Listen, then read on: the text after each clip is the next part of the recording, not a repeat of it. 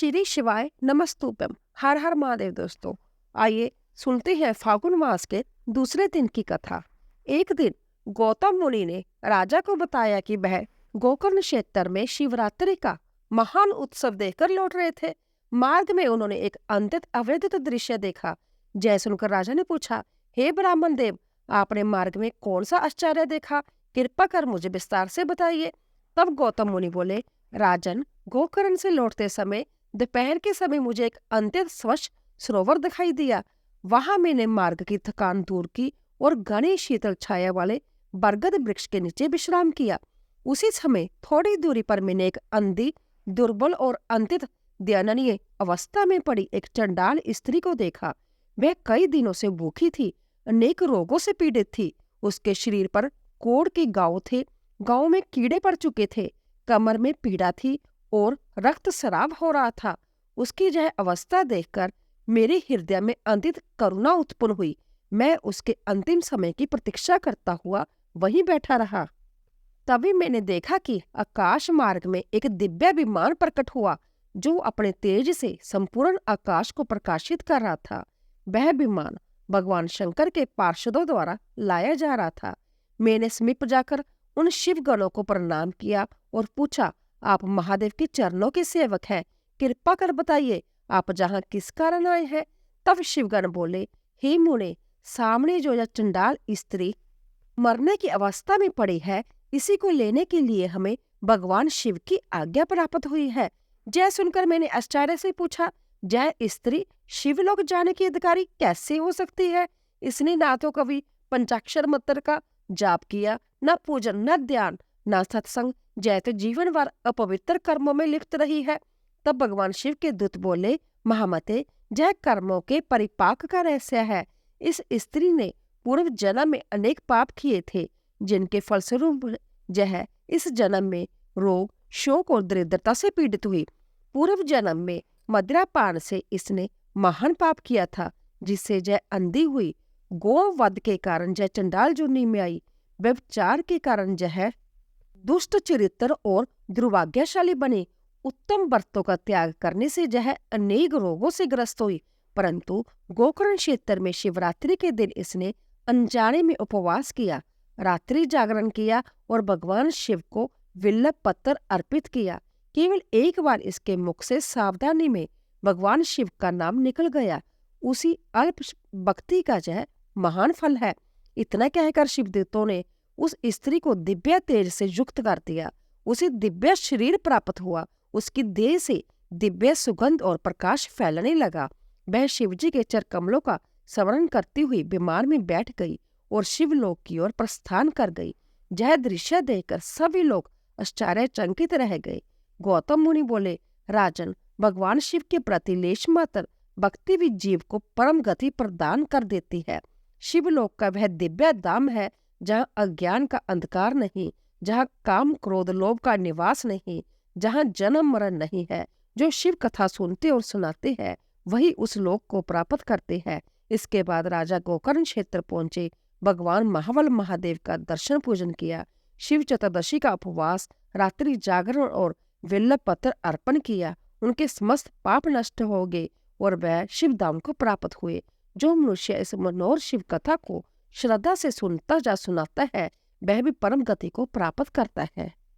अर्थात भगवान शिव ही गुरु है, शिव ही देव है, शिव ही आत्मा है। जो प्रीति पुत्र, स्त्री और धन में की जाती है, वही यदि शिव पूजन में की जाए तो वह उद्धार कर देती है।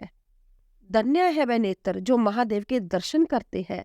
धन्य है वह मस्तक जो शिव के चरणों में झुकता है। धन्य है वह चरण जो शिव क्षेत्र में भ्रमण करते हैं। अर्थात श्री सूत जी कहते हैं, भगवान शिव गुरु है। अर्थात जो भगवान शिव के उद्देश्य से जो कुछ भी जप, होम आदि किया जाता है, उसका फल अनंत बताया गया है। जय समस्त शास्त्रों का निर्णय है, जो एकमात्र भगवान शिव का भजन करता है, वह सभी बंधों से मुक्त हो जाता है। जो प्रीति अपने संसार में लगाते हैं, वही हम भगवान शिव में लगाएं तो मुक्ति के रास्ते खुल जाते हैं। इसीलिए कितना ही महात्मा पुरुष भगवान शिव की पूजा के लिए संपूर्ण विषय रूपी मदिरा को छोड़ देते हैं। वही जीवन सफल है जो भगवान शिव की स्तुति व नेत्र धन्य है, जो महादेव जी का पूजा का दर्शन करते हैं, जिसकी संपूर्ण इंद्रियां भगवान शिव के कर्मों में लगी रहती है, वही संसार सागर के पार हो जाता है और भोग तथा मोक्ष को प्राप्त कर लेता है। शिव जी की भक्ति चाहे कोई मनुष्य, चंडाल, नारी, पुरुष, नपुंसक कोई भी क्यों न हो, तत्काल ही संसार बंधन से मुक्त हो जाता है। जिसके हृदय में भगवान शिव की लेस मात्र भी भक्ति है, वह सबके लिए बंदनीय बन जाता है। इसी तरह उज्जैनी नगरी में चंद्रसेन नामक के एक परम शिव भक्त राजा राज्य करते थे। वह उज्जैन में निवास करने वाले भगवान महाकाल की नित्य पूजा करते थे। भगवान शिव के पार्षद तथा अमंगलों का नाश करने वाले विश्ववंदित मणिभद्र की जी राजा चंद्रसेन के परम मित्र बन गए। एक बार मणिभद्र जी ने प्रसन्न होकर राजा को दिव्य चिंतामणि प्रदान की। उस मणि का प्रभाव ऐसा था कि उसे देखने, सुनने या ध्यान करने मात्र से मनुष्य को इच्छित वस्तु प्राप्त हो जाती थी। राजा जब इस चिंतामणि को कंठ में धारण कर सिंहासन पर बैठते, तब उनकी शोभा सूर्य नारायण के समान हो जाती थी। राजा चंद्रसेन के इस वैभव की चर्चा सुनकर अन्य राजाओं के मन में भी लोभ उत्पन्न हो गया। एक बार उन्होंने क्रोधवश विशाल सेना के साथ उज्जैनी पर आक्रमण कर दिया और नगर के चारों ओर से घेर लिया। अपनी नगरी को संकट में देखकर राजा चंद्रसेन भगवान महाकाल की शरण में गए। उन्होंने संपूर्ण विश्वास के साथ उपवास रखते हुए दिन रात भगवान गौरीपति शिव की अनन्य भक्ति आरंभ कर दी। उसी नगर में एक ग्वालन रहती थी, जिसका एकमात्र 5 वर्ष का पुत्र था। वह विधवा थी और लंबे समय से उज्जैन में रह रही थी। एक दिन वह अपने पुत्र को साथ लेकर महाकाल के मंदिर में गई। वहां उसने राजा चंद्रसेन द्वारा की जा रही भव्य शिव पूजा का दर्शन किया और भगवान को प्रणाम कर घर लौट आई। उस ग्वालन का पुत्र पूरी पूजा को देख चुका था।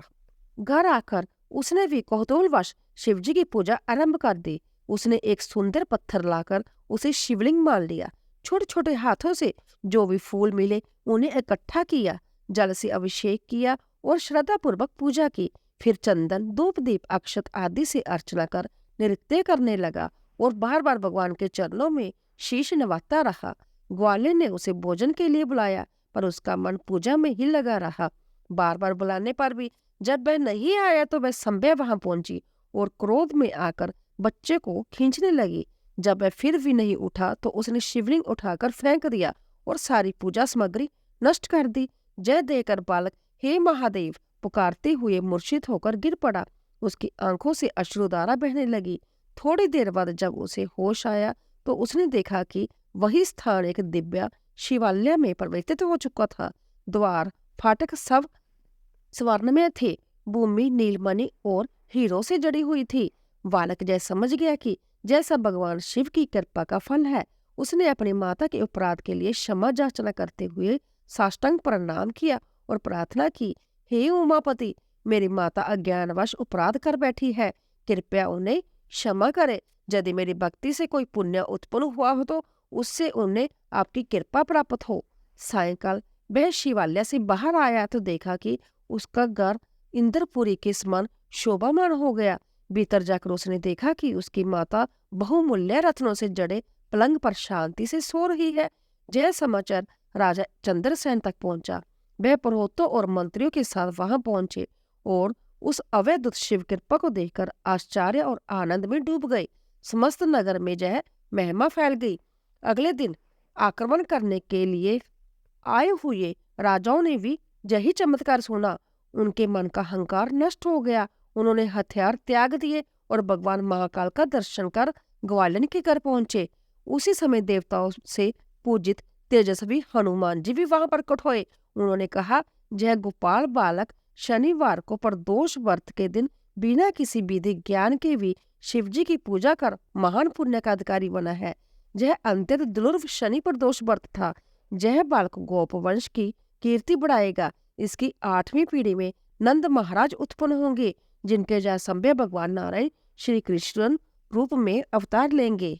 इतना कहकर हनुमान जी अंतर्धान हो गए।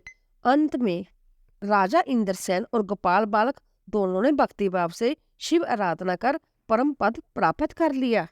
बोले शिव शंकर भगवान की जय। दोस्तों, आज का यह अध्याय अगर आपको पसंद आया हो तो प्लीज वीडियो को लाइक करें और चैनल को सब्सक्राइब जरूर करें। आप सभी का धन्यवाद।